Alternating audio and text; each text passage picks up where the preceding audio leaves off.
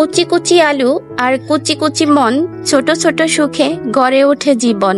মুচমুচে বড়ায় মিশে থাকে আশা, তুমি আমি আর আমাদের ছোট্ট ভালোবাসা। ভালোবাসার ছোট ছোট মুহূর্ত যেমন কুচি কুচি করে বানানো আমাদের প্রিয় বড়াও তেমন। প্রথমে দুটো মাঝারি সাইজের আলু নিয়ে নিলাম। আলুকে যতটা পাতলা পাতলা করে কুচানো যায় ততটাই পাতলা করে কুচালাম।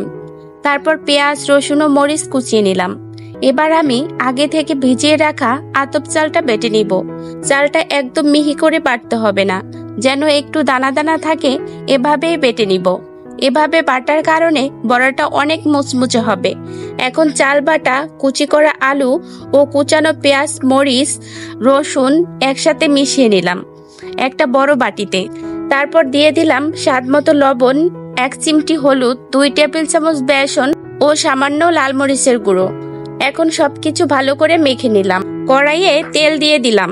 তেল গরম হয়ে গেলে বড়াগুলো গোল গোল শেপ করে তেলে ছেড়ে দিলাম।